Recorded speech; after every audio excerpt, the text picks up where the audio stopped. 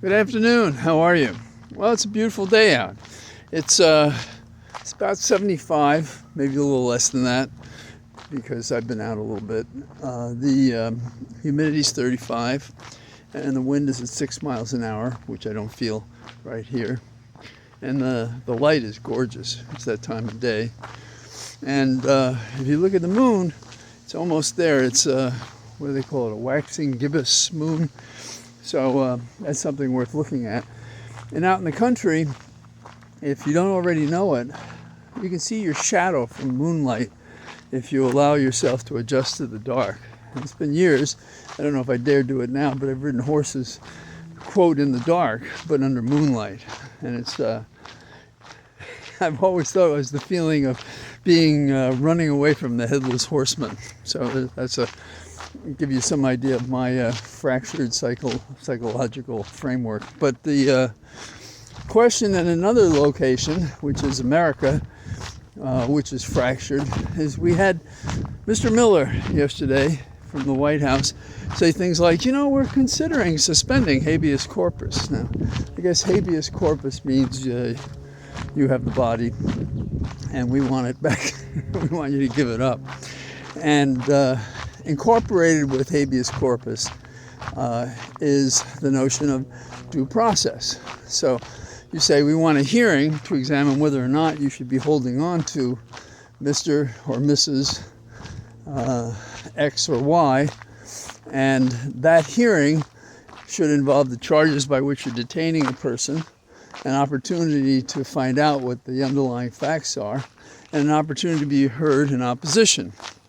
That's what due process means, and that's the purpose of a habeas corpus. Somebody being swept up off the street. And why is the administration looking at suspending habeas corpus? Now, probably you're familiar with the notion that Lincoln suspended habeas corpus, and there was a big flap about it, and I'll talk about it a little more. But remember, in his case, he was involved in the Civil War. Now, that didn't change certain other things about habeas corpus, and I'll get to that in a minute. First of all, the construction of our Constitution goes something like this when you are lawful and read it and understand English and don't distort the terms or lie to the public about it. Article 1 of the Constitution is about those powers that Congress has. Congress, not the President. Now, Article 1, Section 9, Paragraph 2, if you dust off your Constitution, that's what you'll find.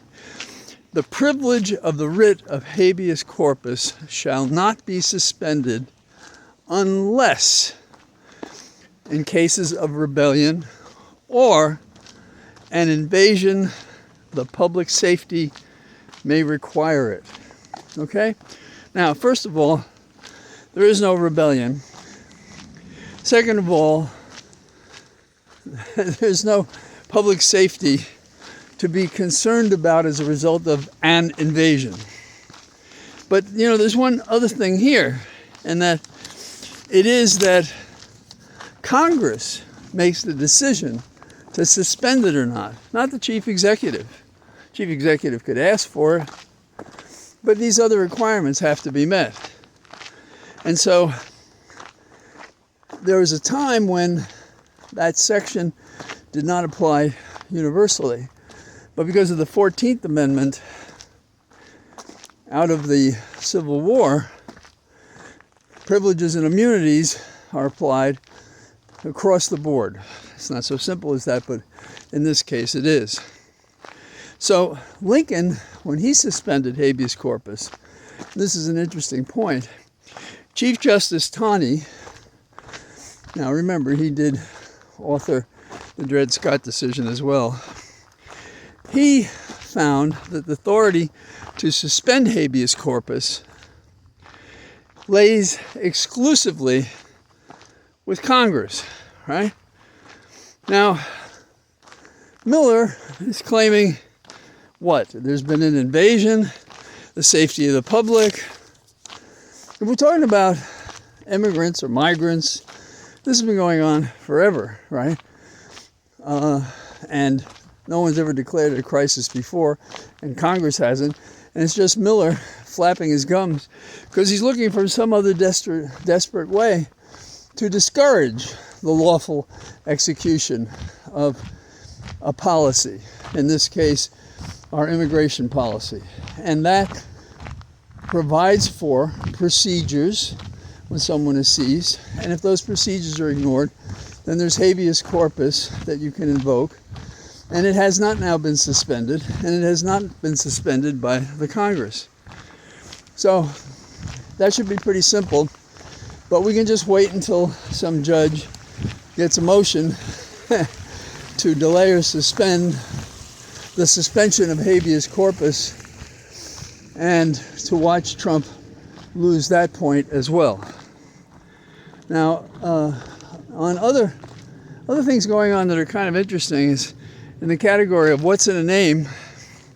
Mexico has decided that they're not going to put up with Google referring to the Gulf of America instead of the Gulf of Mexico.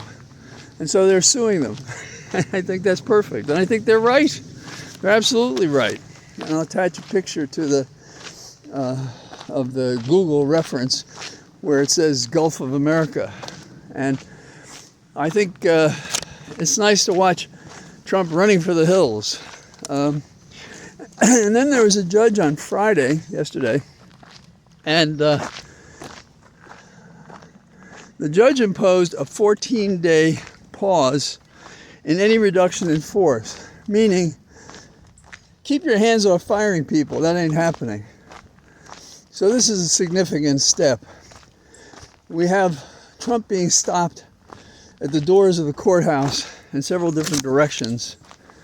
And it's not a rebellion for the courts to make decisions about proper or improper conduct by the president. And it's not any of the exceptions that would apply in the Constitution. And Congress hasn't ordered it or directed it. And if they did, it could be declared unconstitutional if it didn't satisfy the terms of Article 1, Section 9, second sentence. So that's what I have today. I have a couple of thoughts, though. As it's Mother's Day, and my mom left a long time ago, and I'm kind of the last of the Mohegans, my dad and my brother as well. But on this day, which is tomorrow, Sunday, I remember them fondly. I remember what we did and so forth. And Holly and I are having 2 days of Mother's Day. Went to the Arboretum today and saw these fabulous plants and so forth, and there was food, and it was a kind of a celebration of the natural goods, enjoyment, and responsibility we have to take care of what's around us. But I sound too formal because everybody was on the same page, everybody was happy, everybody was talking with each other. And I did a short interview with a woman who's been concerned in our area, and it's the same problem in yours and every place else, and it is the invasion of non-native invasives in our garden of delight. And no non-native invasives were permitted at this garden festival. And if you're anywhere in Northern Virginia, the Arboretum, and if you just type in those words, all the directions and everything will pop up. The Arboretum is open again on Sunday, so you might enjoy doing that. And like I said, I expect I'll post a short conversation I had with a woman who spent a fair amount of her life thinking about these issues. And I was impressed enough to buy her book, and she's worked on it for 6 years. It's in its second edition. It's very well done. It's kind of a multidisciplinary book. I say this because I leaned up against a tree and read a paragraph while we were there. And that's what prompted me to ask her to answer a few questions about non-native invasives. And this is the kind of stuff that is both a relief and a responsibility from the madhouse led by Trump and his band of worthless individuals. And we got to get rid of these guys. And we have to introduce into the conversation, you must go. Don't say no, you must go. Reminds me of some of the chants, simple rhymes. And the truth, though, is that's what we have to do. We have to throw this bastard out of office and all the people with him who are compromising America, compromising our lives, compromising our freedom, talking openly about taking it away, either exporting undesirables from America, deporting citizens, that is, and now taking away our freedom to challenge seizures of us with denying us the use of habeas corpus. So this is not, the thing that drives me crazy about the Democrats, don't you want to sit them in a room and hit them with pillows? Shades of Monty Python. Because nothing seems to get through to these people. They think it's about elections. It is about the right-wing Constitution to take over America without the freedoms that are written in all our principal documents being ignored and being compromised by the gang of thugs in the White House. So that's what I got to say.